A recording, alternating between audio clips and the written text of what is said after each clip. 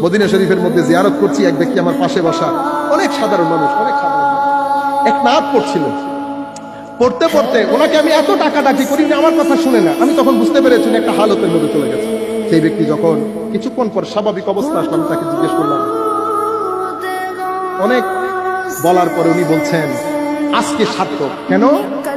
আমি নাত পড়তে পড়তে আমি 1400 বছর আগে চলে গেছি।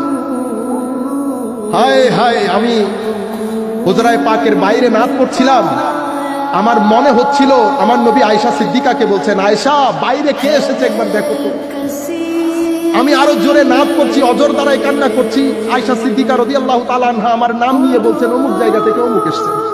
আমি এগুলা আমার খেয়ালের মধ্যে, পরে আমি দেখলাম মজলিসের মধ্যে হযরত আবু বকর সিদ্দিক, ফারুক আজম, উসমান গনি, আলী রাদিয়াল্লাহু তাআলা আনহুম জামিআন সবাই এসে সবাই আমার সাথে কান্নাকাটি করছে। আমি ওই নাত পড়ছি, সালমান ফারসি অনুবাদ করছে, কান্নার রোল পড়ে গেছে, আমিও কান্না করছি, সাহাবায়ে কেরামও কান্না করছেন। ওদিকে হুজরায়ে আনোয়ার থেকে আমার নবী আয়েশা সিদ্দিকা সহ আমার দিকে তাকিয়ে আছেন।